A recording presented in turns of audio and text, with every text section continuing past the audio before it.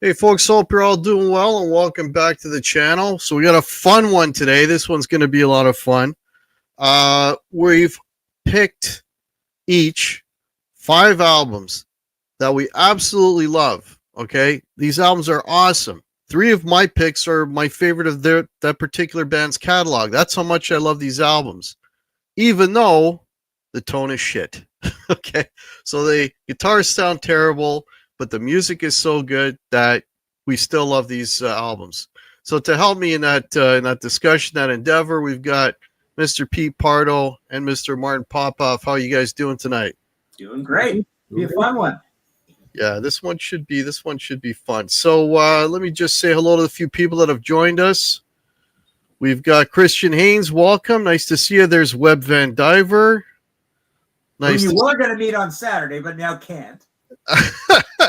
I got a gig in Baden, the thriving metropolis of Baden, Ontario. Gotta work. Yeah, it's real work. It's cool work. Yeah, I just hope the weather's not so hot like now. Sorry. Hey, Grant's where? Oh, Grant super chat. Woo! Thanks, buddy. Grant's Warehouse just sent us a super chat. There's Jason Budney. Welcome, Tyler Patterson, Kyle Hummel. Mitch Heyman, welcome. Captain Beyond. Everybody's rolling in. Awesome. Thanks for being here, guys. So, yeah, man. So we picked 5 albums each.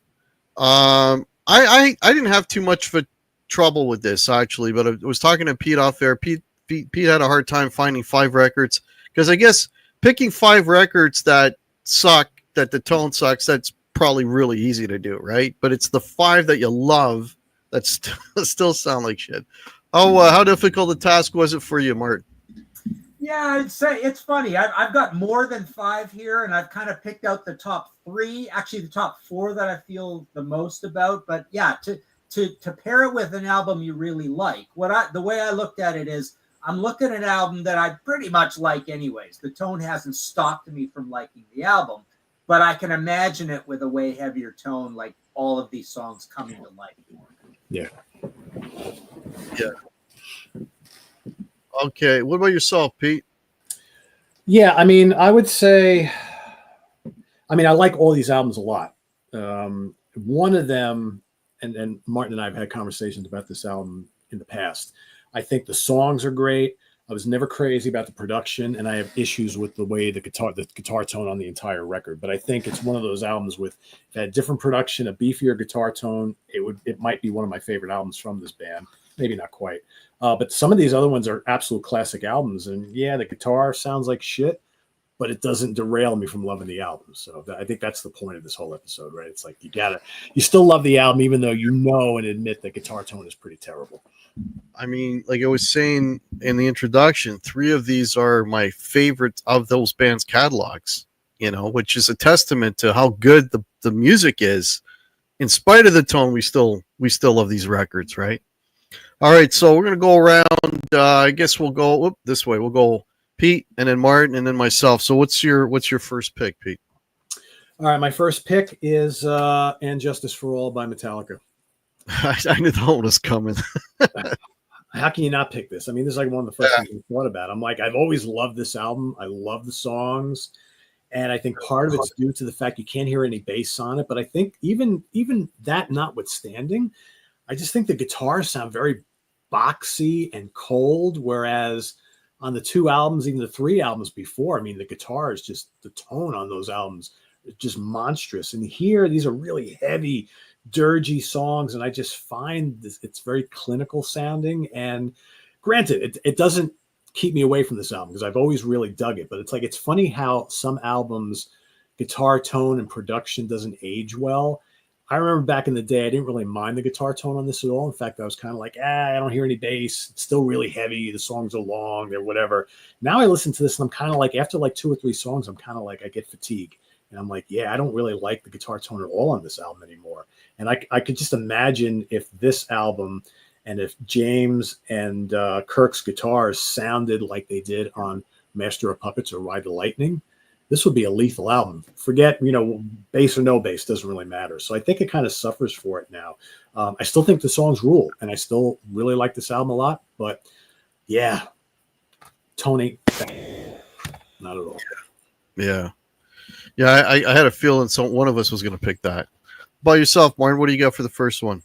Okay, well, you've kind of ruined this album for me, you guys, with this exercise, because I played this thinking, as we had in the Tone show, there's in a lot of cases I've never thought a lot about the tone on these albums, but I'm going with Ted Nugent's State of Shock. Oh, that's a good choice. Good choice.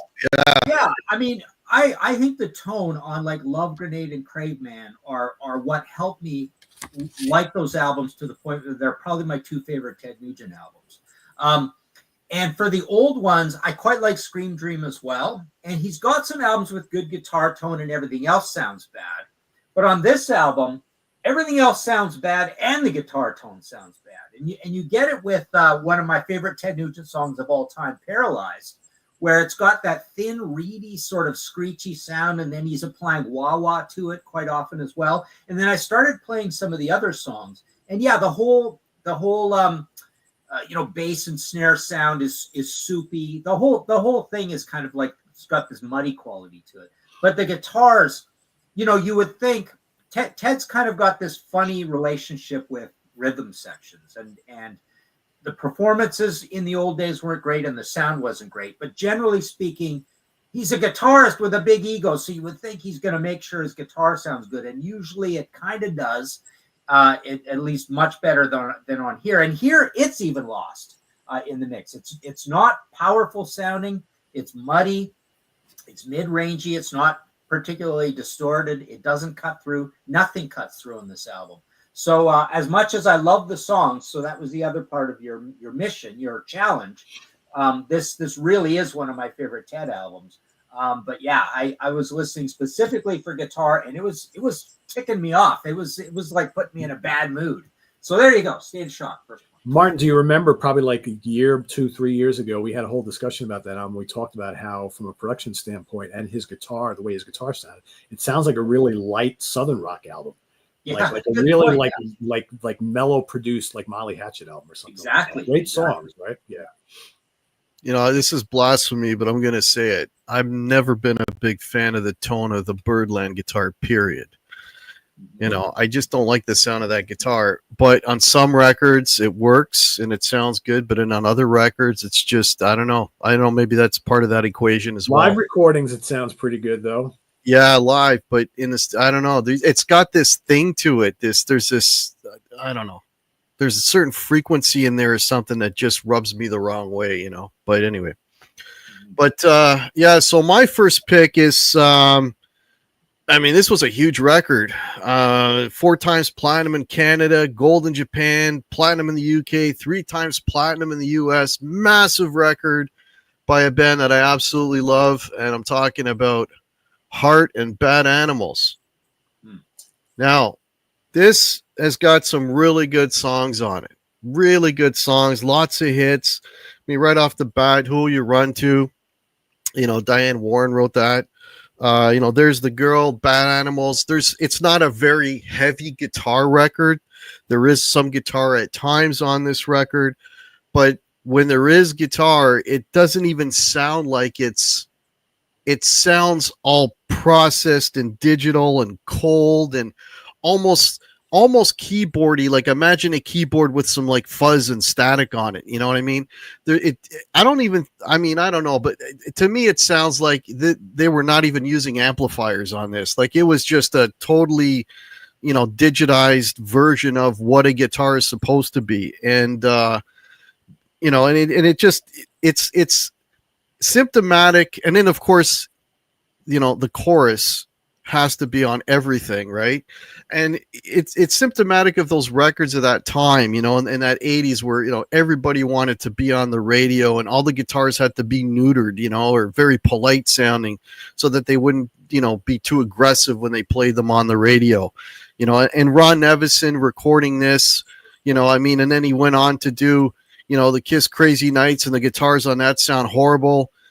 Crazy Nights is not on my top 5 because I hate that record. But anyway, but you know, like, and that's one of the reasons why it's just, but yeah, it's that whole digital thing. And I mean, even the acoustic guitars on this, I mean, you're listening to, all you hear is the pick hitting the strings. There's no bottom, there's no oomph, there's no projection. It's just like, just the percussive, again, just the very trebly, you know, oh, it's an acoustic guitar. Oh, you know, like what? It's it's not the whole package. It's just the, you know, the initial hitting of the string. Excuse me, hitting of the strings. You know, but despite that, I mean, it's still of their sort of that middle period of the 80s period after, you know, the Heart record, and when they made sort of came back into prominence. Bad Animals is my favorite album of that period. But yeah, man, I don't hear any amps. There's nothing pushing air on this record. There's nothing pushing air on this record. But I will say this: the guitar leads, whenever the soloing, those sound great. So what I'm referring to is more the rhythm guitars that are tucked in underneath the keyboards and very polite, you know. But the actual guitar solos on this do sound really, really good. But yeah. But this is symptomatic of a lot of 80s stuff right here. I mean, there's a lot of records would fall in this sort of category, you know. There you go. I would argue that they struggled from a guitar tone perspective on the rhythm guitars after Roger Fisher left the band. Yeah. Most of those albums in that time in the 80s didn't sound good from a guitar perspective. Great songs on a lot of those albums, but yeah, Howard and Nancy they kind of struggled with getting any kind of oomph on the riffs and things on those albums. Well, I think he was gone by then, but I mean, Who Will You Run To? That song always reminds me a lot of How Would I Refuse, right? But imagine that song with those sounding guitars on it, where the guitars sound really natural, and you can, I mean, it sounds like she's playing a Telecaster, like it's coming through the amp. They're moving air. Imagine how that would sound without all the glossy, you know, bullshit that's just, you know, I mean, it, but again, it's a testament to how good the songs are. In spite of that, this is still a good record for me. So, all right. Okay, what do you got next, Pete?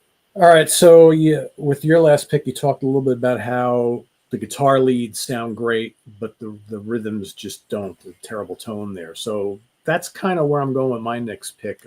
I've always had an issue with the way the guitar sounded on this album. I don't really like the production of this album. I think it was the wrong guy for the job. And the songs are great.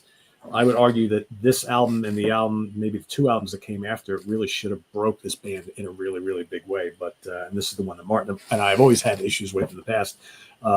We both have different takes on this, but No Place to Run by UFO. I love the songs on here, but man, the guitars are too clean. They're too crystalline and nice and squeaky. And, you know, songs like Letting Go and Mystery Train and the title track, Money, Money, should be big and hefty. And they're just like these Beatles-ish shimmering guitars. And I'm like, but then when Paul Chapman comes in to play a guitar solo, it sounds ferocious. Yeah. And I'm like, that's what we want on all the riffs and all the rhythms, but George Martin doesn't deliver it for them on here.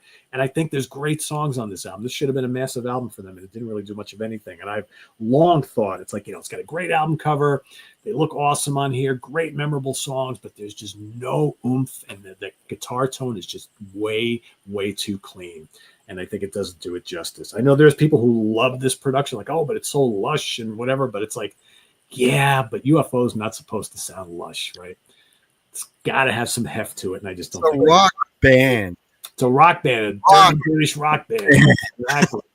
Exactly. It's the first album after Schenker leaves, right? You got to go for the jugular, and it's like, yeah, the songs are really good, they're really memorable, but man, the jugular is we're missing the jugular here. It's not. But is it the whole thing? Maybe like, let's neuter it and make it, so it won't offend anybody when we put it on the radio. Well, I think they figure we got George Martin. He's a big name. He's worked with the greats, right? And we're going to do this whole nice production and great songs, and everybody's going to love it. And it's like, you look at the cover, it's like, oh, this is going to be a great heavy metal album. And then you listen to it, it's like, it's not really all that heavy at all. I don't know. I think it just give this a different production where the guitars are absolutely roaring and monstrous, and it takes these great songs to the next level.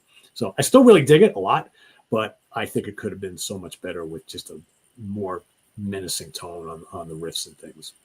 Yeah.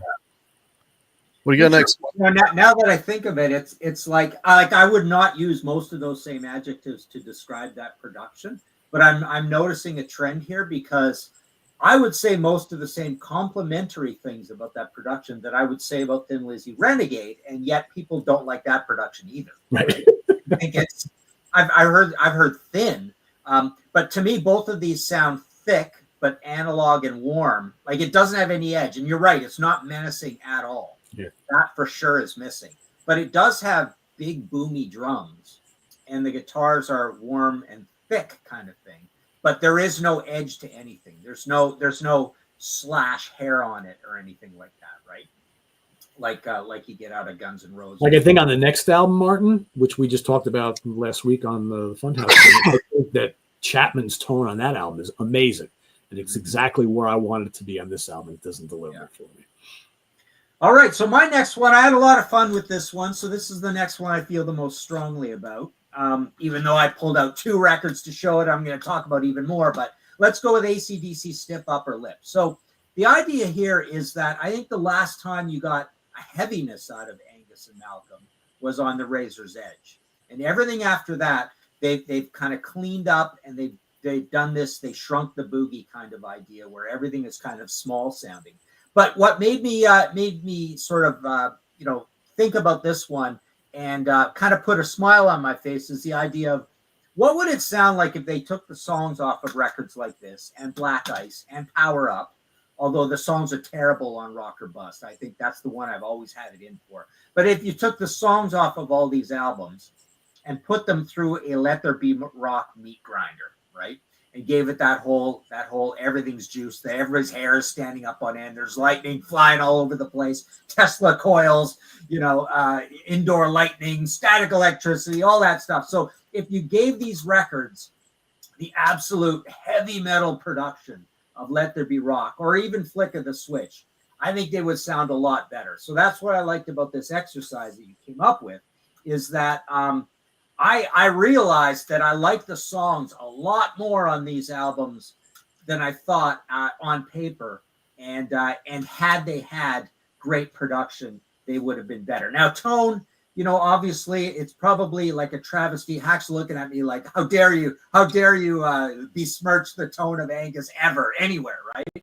But the point is, I may be missing the true guitar nuance meaning of tone when I kind of complain about these, but there's just a meekness of the entire production on these albums that I wish had they had the most extreme AC/DC. I would love to hear what this album sounds like with a pure Let There Be Rock production. I think it would be pretty incredible because even the songs we forget on here, I was kind of thinking in my head, they're not that simpler or that much rootsier than the simplest things on Let There Be Rock. A lot of things on Let There Be Rock are not that exciting from a songwriting point of view, but having been put through that production quality, they sound incredible with those really, really lots of hair on it, electric guitars. So there you go, AC/DC Stiff Upper Lip.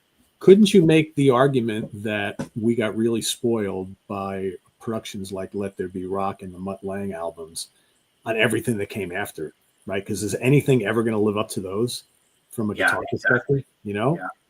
Because I think a lot of those latter period AC/DC albums are like, there's some good songs on there, but I think the guitar tone sounds like shit on a lot of those. Yeah. It's just lacking in balls. I don't know. It's very clean sounding and just. I question how much production actually went into Let There Be Rock. That sounds like, okay, boys, turn everything up to 11 and let's record this. No, it works, right? Oh, yeah, but I mean, but there's nothing. I mean, it's literally these guys are just playing live and they're capturing it, right? So I mean, maybe they just needed to turn their amps up and got rid of some of the reverbs and things and just go for it, Yeah. And probably the most extreme example of this entire discussion is Power Up, I think, because I listen to those songs. They're like heavy metal songs. They're just recorded so cleanly, and everything's stripped down, and the cymbals, hi-hat, everything is just absolutely so meticulously tidied up that it doesn't sound very heavy at all. But there's some songs in there with some pretty rockin' riffs. Yeah, some good ones in there. It was kind of the same thing when Black Ice came out. Everybody was so starved for new AC/DC. I was like, oh, it's great. It's heavy AC/DC are back. And I don't think the guitars sound all that heavy on that either. Great song. There's some really good songs on there, but yeah. Alrighty. So this next one is my favorite record by this band. Love this band. We did a show about this band before. And we talked about, I think I talked about my metal threshold, where like they were good for the first few, and then I went a little past my metal threshold for the last couple of records. But the band I'm talking about is Pantera and Cowboys from Hell. This is almost the perfect record. I mean, every song on this is really good. There's some killer tracks on this. The title song, Psycho Holiday. Here's a Domination. Oh, Domination at the end when they go to halftime. I mean, it's just the best shit on the world. It's amazing. But the guitar tone, man, it's like all you hear is just sort of, you get the percussive, because the Pantera, it's all about the go, but there's no bottom. It's it's up here instead of down here. It's like you hear everything, because it's all very trebly and up high in the mix. You hear the attack, but you don't have any oomph behind it. It's all like it's all, you know what I mean? And I don't know, man. It's just, even the drums, like you hear him hit the skin, but there's nothing after. It's just the percussion of the actual drum hit. On the kick drums, like but there's nothing happening after that. It's like everything is pushed into the upper mids. I mean, you hear everything. It all comes through because it all cuts. You hear it all, and it's great. But then even with some of his soloing, because he uses the same sound in every song, and there's some of the soloing, and all the playing on this is absolutely amazing. But some of it gets a little shrill, and it's like, God, man, like, I don't know if it's I don't know if this guy's using any tubes at all. I don't know if he's using the solid state Randalls or what it is, because it sounds like, there's this pedal called the Metal Zone, Boss Metal Zone, that kids used to buy to sound like metal. And it's basically, it sounded like a bunch of bumblebees in a jar, just in very, it's almost like very synthetic kind of metal, what a real amp would do, but all the chainsaw box back in the day, chainsaw box or whatever, but very trebly and up in here, and it's just, the playing is amazing. The songs are absolutely fantastic. Dimebag is just nuts on this, but you do get used to the tone after, 3-4 songs in. You kind of, assimilate to it, whatever. But man, it's really, really jarring at the, at the beginning. And it's, if he was playing, something with some bottom where you had a little more chunk, and Vinny's drums had a little more oomph to them, how much heavier would these songs be? Because they're amazing songs. This is my favorite record. It's unbelievable, but even though the guitar sounds like absolute dog shit, I still love this record. But yeah, it's an extreme production. They're making a point, and it is innovative. But on the final 4 albums, you get better versions of that Cowboy sound on all of them, right? Like all the next 4 sound much better, kind of thing. But keeping the same philosophy, more or less. This sounds very solid state to me, man. It sounds very solid state. It's most annoying for sure. Of all, you know what I mean? It's like, that's the same tone I used to get on the PV backstage, like your first little practice amp. You guys can't do better than that. Come on. But I digress. I know a lot of people who think he was one of the greats of all time, but didn't like his tone on any of the albums. Yeah. Phenomenal player, though. Well, it was an artistic choice, right? I mean, this guy's a veteran already. Their first album, I think, is '83. I mean, there's like 4 albums before this. Yeah. And he loved gear, and he became one of the most regular guys that you would see in Guitar World for the rest of his life, right? Kind of thing. He was always in Guitar World. So it's an artistic choice, and it was a weird thing to do at the time, and they got a lot of recognition for doing that. Yeah. But I think kind of what you're saying is maybe it didn't date so well either. And it being hard on the ears, it eventually wore you out, kind of thing. There was never a good time for a Metal Zone pedal, Martin. Never. Anyway, all right. What do you got next, Pete? All right. Well, that was my next choice also, so we were on the same page. So I went and grabbed something else because as I was sitting there, I thought of something that was perfect here. So this is a puzzling album. It's an album I've always liked a lot, but it follows a record that to me has one of the greatest guitar tones of all time, and there was no way this was going to live up to it. But they changed the guitar player, and I don't know ultimately if he was the right choice. It's Whitesnake's "Slip of the Tongue." Steve Vai's never been a tone guy, right? Steve Vai is an amazing artiste. He can dazzle you with all sorts of stuff. He's an amazing lead player.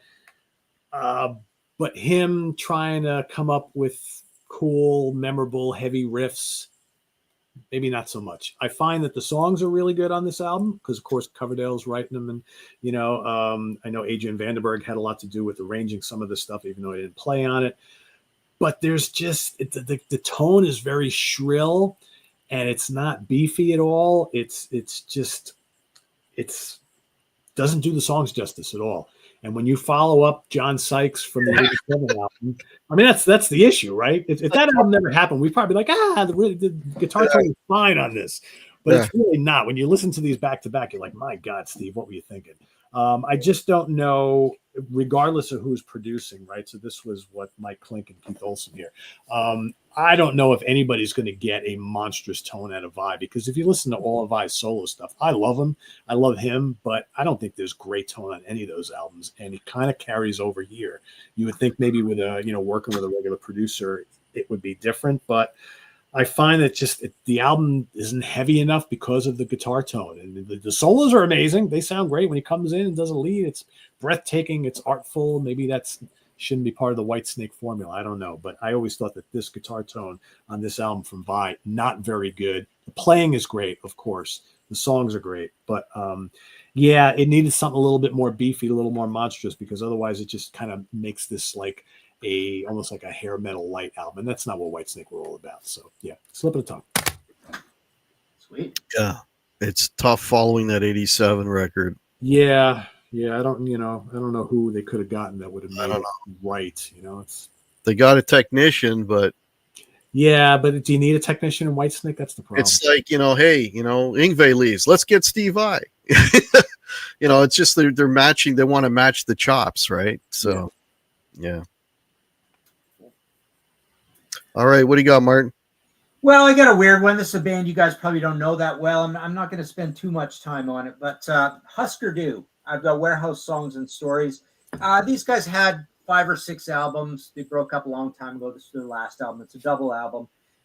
It's heavy alternative Minneapolis band. I picked it because they are famous for having this bizarre, very techy, again, almost like a Vinnie Paul drum sound, to heavier alternative Nirvana-like songs, and then this absolutely buzzsaw guitar sound, which is so distracting to the songs. But it's a weaker pick than my first 2 because it doesn't bother me too particularly. It's just part of their weird sound. But had this band had better production, and again, this is a choice. They wanted to do something bizarre like this. It was almost like a cantankerous, weird way to be hardcore when your songs aren't hardcore, like just make the sound really annoying. So it's almost like they did that. So you listen to these records and guys like you who really know about guitar tone, you'll go, that is a really bizarre choice to do that on good melodic hard rocking, but still kind of alternative Nirvana-ish sort of songs. So yeah, this is a double album they put out as their last album. Pretty cool, called Warehouse Songs and Stories. But they kind of like that sound all the way through. So it was intentional. But yeah, I would like to hear all of this with still heavy production. Like, don't lighten it up, but take away the weirdness of the drums and the guitars on it. So there you go, Hüsker Du. All righty.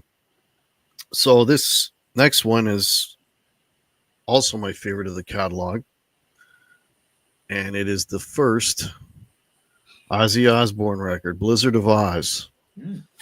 Love the record. Love Randy. Killer tracks. Opens up with, I don't know, Crazy Train, Mr. Crowley, Revelation. I mean, you don't have to go on it. Everybody knows how great this record is.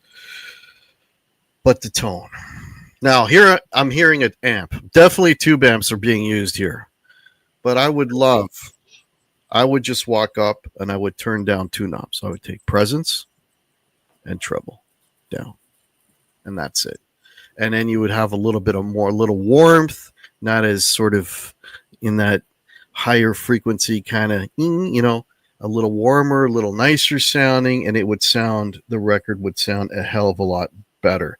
But because I listen to all these records over again in preparing for the show, what I noticed was that the tone is not the same throughout the whole record. From the start of the record up until Suicide Solution, I would do what I just said earlier.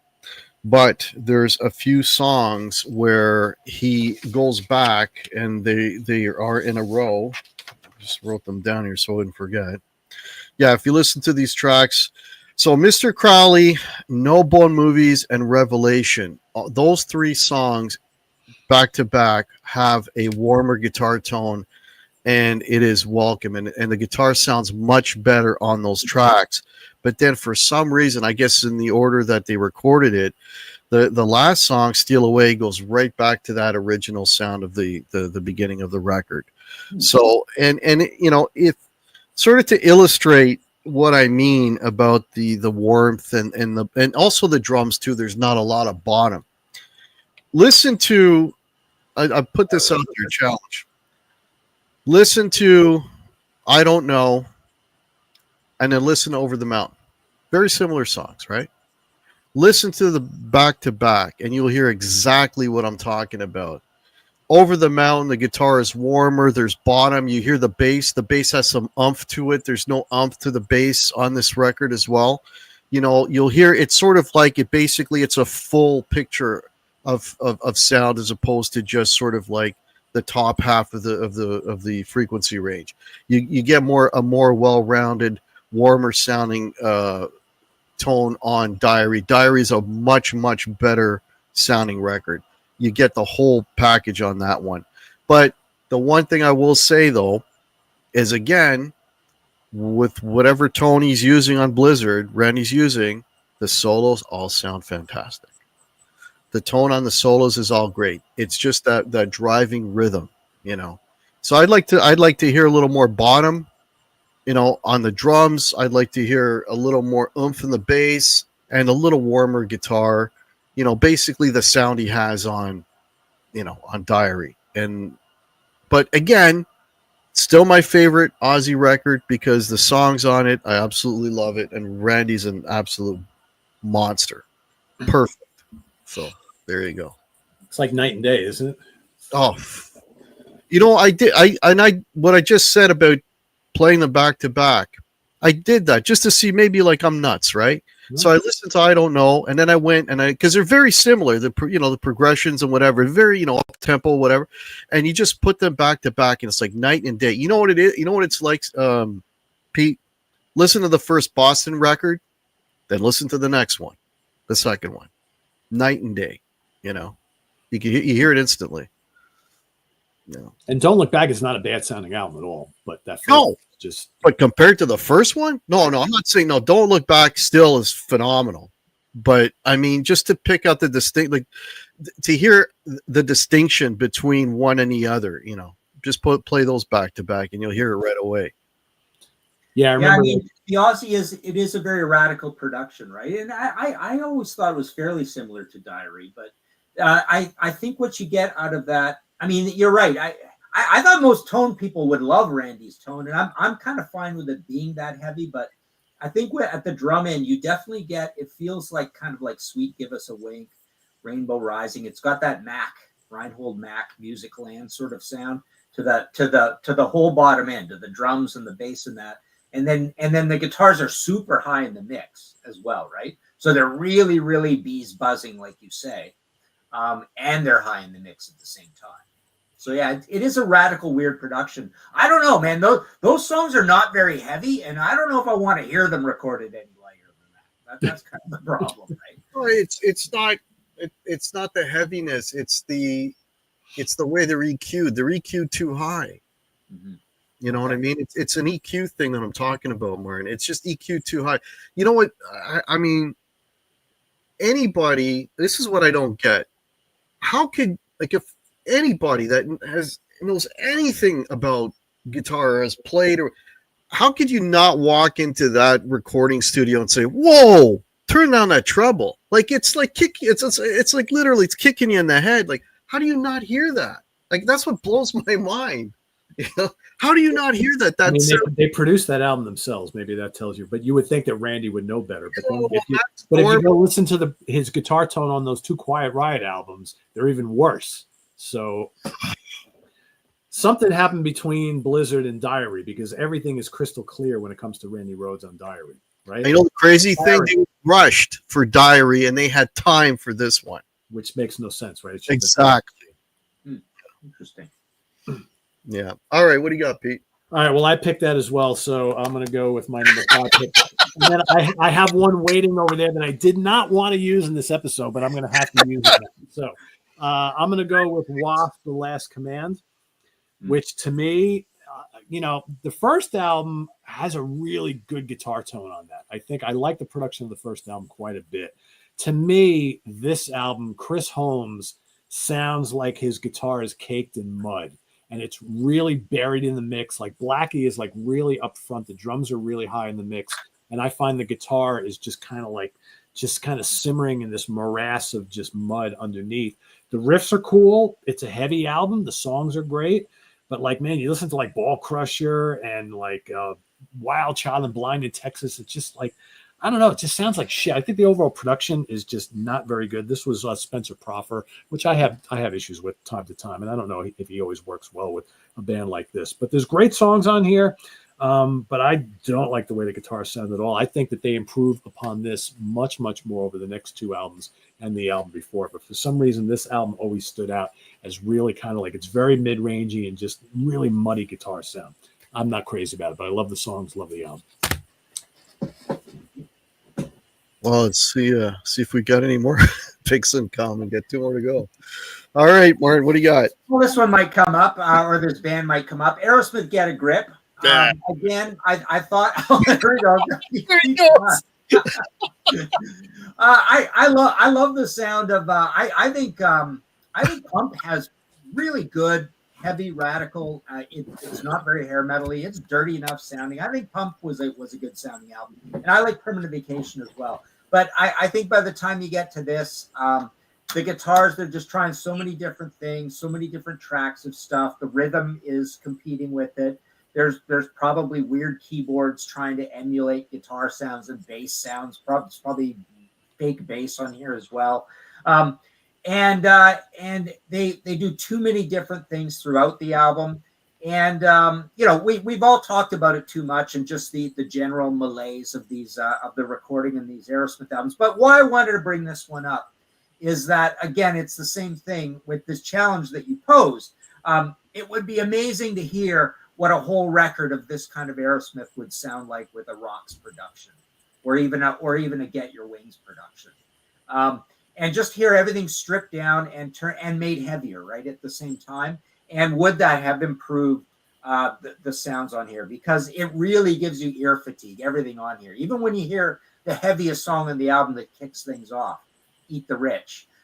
You're just hearing so many foreign, weird synthetic sounds that the heaviness of that heavy song is just erased. It's just taken out of the whole thing, and all you can think of is just corporate boardroom recording, overworking. So yeah, I'll go with this. But what I like about it is I would love to hear everything we're talking about here put through a Let There Be Rock production value. So there you go, Aerosmith, Get a Grip. Imagine that. Yeah. Well, that one and Pump too, man. It's like there's all this extraneous extra, hey, let's put a castanet on this. Hey, dulcimer, bring it on. Hey, how about a bazooka? Everything. Let's just pile on all this extra crap. And it just takes away from the song, man. It's too much going on. It's too much information. I just want to hear the song. But yeah. Alrighty. Well, this is my favorite again from this group, and I know this is one of Pete's favorite bands.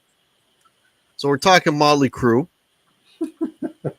And Shout at the Devil, my first Mötley Crüe record. Saw them on this tour. They came to Toronto. They were playing at what do they call the Coliseum? It's at the X where like the horses and it's just the dirt on the ground. And and it was what do they call that seating where there's no tickets? What do they call that? General seating or General admission. General admission, that's it. And so I'm there. A quick story. So I'm about 16, 17, and me and about 4 buddies, we link arms and we kind of squeeze up, and then they open the metal doors and we go like with the crowd. My feet didn't hit the floor till I was about halfway into the place, and then I'm running like hell to get to the front. It was so hot. The friggin' I was standing right in front of Mick Mars. Every time the flame thing went up, I could feel my my eyebrows sit. Oh man, I had all this sulfur on my face. It was the joys of youth, and I had ringing in my ears for like 4 days or something. It's crazy. Anyway, Shout at the Devil. The guitar sound on this is just big, blocky, and dense. It just blobs of sound. I mean, real amps again, they're pushing air, but it's so thick and dense. You can't make out you can't hear the individual strings. The chord is just like a blob. Everything is, and I think part of that, there's a couple of reasons for that. Okay. One is that they tuned they tuned down one full step to D, right? And the other thing is you can barely distinguish Nicky's bass from Mick's guitar. So basically sounds like one giant guitar. And I'm going to put out a challenge out there. If anybody can find an actual bass line played by Nicky Sixx on this record, let me know. Because there are. All he's doing is but he's just playing along with Mick. That's all he's doing, right? He wrote all the songs, great lyricist. The songs are great, love that. But bass playing, another story. What saves this record, Mick Mars, his solos are phenomenal. Tommy on the drums, man, that guy's got a feel and a groove that just elevates everything, right? Because those are the two guys that kind of, they kind of make the songs come to life and give the songs some magic. The only track, which is the last track on here, which is an amazing song called Danger. That's like the only track where you hear a little bit of definition in the guitar, and you can actually hear the high notes, the chord, right? So, but apart from that, it's just this big blob of sound and every riff, and Bastard, Knock 'Em Dead, Kid, 10 Seconds to Love, like just, you know what I mean? You don't hear any definition at all in the guitar. So, but again, love this record. It's my favorite Mötley Crüe record. It's a killer album. It absolutely is. It's almost a perfect record, actually. There's maybe only one cut I'm not crazy about. Even their cover of Helter Skelter is great on this. So there you go. Mötley Crüe. Yeah, it's funny on those, you've got that album, Theater of Pain, and Girls, Girls, Girls all have that radical Spencer Proper-ish sort of guitar sound. And I think that tone, because I was conflicted. I was going to bring out girls, girls, girls and include it, right?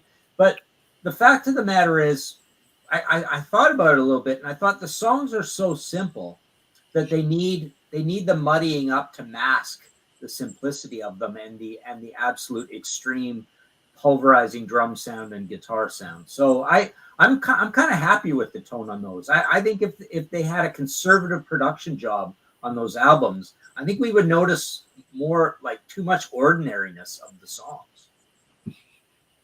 Well, I mean, I'm thinking like, because it's really a 3-piece band, right? They're just trying to make as big a sound as possible.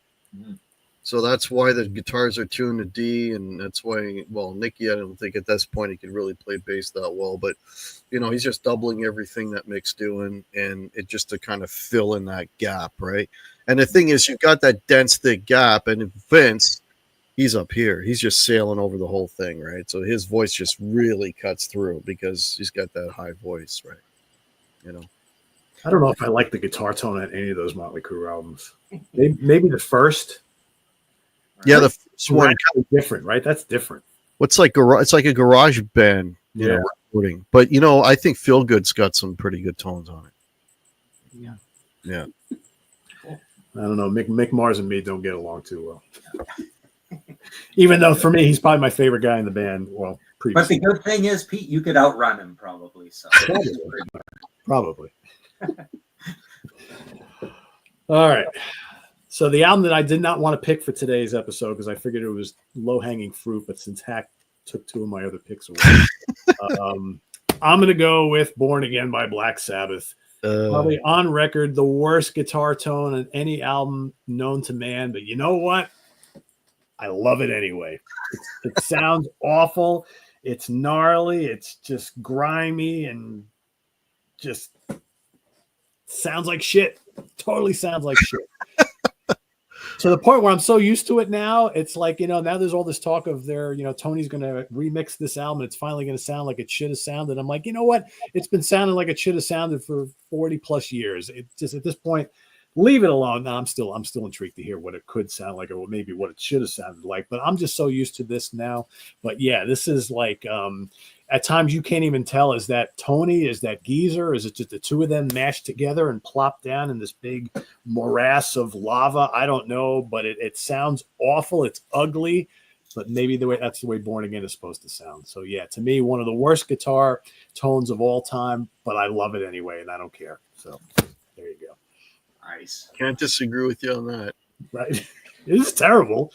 It is. It's Tony. I mean, I can't say a bad thing about Tony Iommi. He's my guy. But well, they were having what they were doing in the studio. I don't know. They were having too much of a party. Is what they were.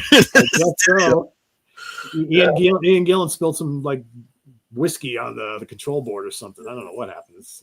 He didn't even know he was in the band when he was hungover. When he came out of his hangover. I mean, Black Sabbath. Oh, all right. How'd that happen? No, go sing with Sabbath. All right, what do you got, Martin? Well, okay, I'm gonna do my lead ups here. So I've got Thin Lizzy, Vagabonds of the Western World, and but then I thought, yeah, definitely I don't like the tones on here. They are screechy, they are thin, but I don't know if these songs are written modern enough to be completely heavied up by better tone. I had Alice Cooper Killer, same kind of thing, thin, old sounding, weak. Then I had GTR, where, I don't know if these songs can be greatly improved either, but it's got Steve Howe and Steve Hackett both sounding wiry. And then I've got one more old one like that, Bluish called Secret Treaties, where, again, if you completely heavied up everything on here, would it sound all that much better or different? Again, same sort of issue as Vagabonds and Killer. But my actual choice, I'm going to go with, I decided, Cheap Trick, and it's basically any of these latest Cheap Trick albums. Especially, let's go with that one's too hard to say. So let's go with the latest. But Julian Raymond is producing these now. I was a little bit conflicted with this because I was playing them, and it's not that the tone itself is bad and it varies all over the place, but it's that the drum sound is very soupy and weak sounding, And no matter what tone you get on Rick Nielsen, it's mixed way too low. So the other reason I like this choice as my official choice is, again, because of your challenge. It's like, I would love to hear all of these songs, because I love Cheap Trick songwriting, right? I would love to hear all of these songs with an overall production that I just have decided I don't like. I can't unhear the fact that I'm not happy with these Julian Raymond productions on these albums. There's just something so weak and behaved. It's almost like a stripped down version of a Get a Grip type production, right? Or a Bon Jovi type production that we heard all along, right? Can't stand any of those records because of the production, mainly. Other reasons too. But so, Rick does sometimes quite often he sounds too clean. Like they're not thinking in a heavy space. So even when they make rocky songs, now they don't think like heavy metal people, but they do tend to think a little punk rocky and up tempo and heavy. Like they have this heaviness. You think back to the very first album in 1977. That is a raucous, anarchic sound on that record. It's great, right? And the tones are great as well. It's just a noisy, cool album. So they have that in them, and those songs are all over these albums. But this Julian Raymond kind of weak drum sound and putting Rick way back in the mix just doesn't work for me. So there you go. Final choice, Cheap Trick. That is a lot of producers that work with that band over the years did not know how to produce him and get good tone out of him. Yeah, it's a shame. That you go back to that first album, Martin. We kind of got spoiled with that first album. Yeah, that's probably the best one. It literally is probably the best album ever again. No, yeah, that's right. Absolutely. I never thought of it that way. It literally probably is the best one. Yeah. That is a good record. The latest. That is a good record. Yeah. All righty. So for my last one, not my favorite album from these guys. This is a band that I'm very familiar with and I grew up with, and a lot of people did. I got to go with the first Kiss record. What's the word? Anemic? Tame. What's the what the heck? Would we complain much about it if we never had Kiss alive? Exactly. What's Latin for no balls? Because this album's got it. Great songs. No balls. It's just, man. Firehouse. I mean, come on. Dun, dun, dun. Like, there's no, come on. There's no power. There's no depth. There's no grunt. It's just so polite and nice. And you boys are going to play these songs and we're going to record them. And come on, man. Like, how can you play Deuce and play it so lame like that, or make it sound so lame, I should say, like that? I mean, Deuce is an up-tempo crusher of a song. And here's the thing, right? They recorded Kissin' Time later. You listen to the record, listen to Kissin' Time. Kissin' Time is just bombastic, big guitars, and then goes back to the Deuce or Firehouse or Let Me Know, whatever. Like, it's just, there's the only. I will say this. So when I'm listening to it again, Cold Gin doesn't sound too bad. That's the one that's actually kind of okay. Maybe they dimed it a little bit more for Cold Gin. But the rest of them, man, there's nothing there. Just anemic, But I'll tell you one thing, listening to it, and because of the way it's recorded, you can hear everything Gene does. And Gene, if you listen to him on Love Theme from Kiss, man, he's playing some really good bass. He is a good bass player. He gets no credit, but he is an actual really good bass player. And on that track, Love Theme from Kiss in particular, I mean, he's playing some really, really interesting stuff. And his bass tone is actually pretty damn good on this. It is great on this. Yeah, you hear it very, very well in the mix. But yeah, that's it. And then, of course, like you said, you hear these same songs, and all of a sudden, Deuce is Deuce, and Strutter is Strutter. Like they've all come to life, all because they're now played with that little more aggressive tone, a little more, heaviness to them, right?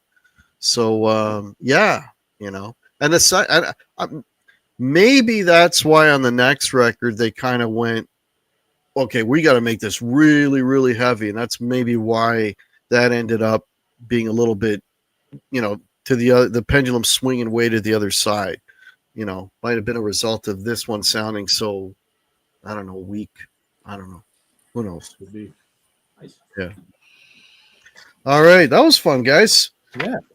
So let's go around the horn here. So, Pete, anything you want to mention? Things coming up on Sea and Tranquility? Let's see. We got a fairly light week for the next couple days, but Friday we've got Rick Labonte and myself doing a live album love show, talking about live albums. We're doing like letters of the alphabet, so we're going to look at some cool live albums from bands and artists that start with A. We're going to start all the way back at the beginning. We've got on Saturday, we've got the UK Connection. It's actually going to be a 2-part episode because it wasn't originally planned that way, but we got so into the discussion that it wound up going long. We said, all right, we got to stop and do 2 parts. So it's basically a discussion about American bands who were huge here, didn't do shit in the UK, and UK bands that were enormous over there, but had no impact here. So, you know, of course, you're going to hear stories about Slade and Status Quo and Grand Funk Railroad and Styx in Kansas and a whole bunch of other bands. So that'll be that episode will be the first part will be on Saturday. We got the ranking the albums coming up this weekend. Cool AOR melodic band Balance, and then we're also doing an episode on Nashville Pussy. So that's coming up over the next couple of days. Was that the band Bob Kulick was in? Which one? Balance? Yep. Yes, indeed. Okay. Really good stuff. Yeah, I've never listened to that stuff. Yeah. Interesting. You probably heard the song "Breaking Away." Go Google that when you're done. It was kind of a big hit. It was the only hit they had. Wow. All right. What about yourself, Martin? Any books? Anything coming up? Contrarians? Yeah, the Guns N' Roses book just came out, and the big Iron Maiden book came out that's behind me here. So that's martinpopoff.com for that. And Contrarians, I just did. I've been doing a lot of these solo shows that always seem to come out around 15 minutes. But I did one where, what did we call it? Why Max Webster fell from first to fifth in my favorite Canadian bands. So it's kind of a favorite Canadian bands show. And then another one that just went up was 13 bands that hate their lead singer. So I saw it this afternoon. Yeah, and then History in 5 Songs with Martin Popoff. The one that just went up was called "What Did You Do During Hair Metal?" So I went through all the 70s bands and said, what did they do during hair metal? How did they react to it, kind of thing. So that's the audio podcast. And then I've got the audio podcast with John Gaffney, which is Kicked in the Teeth, an AC/DC podcast. Cool. Well, folks, I am quickly approaching 5,000 subscribers. I'm about 16 or 17 away, depending on what time of day you're looking. So if you're new to the channel, please consider subscribing. Hopefully I'll hit that goal before the end of the summer. That would be awesome. If you want to help support the channel, the links are below. We will be doing this again next month, another topic with these gentlemen. I want to thank you guys for doing this, and I want to thank you folks for joining us. And, yeah, we'll see you all next month. Cheers. Good, everybody.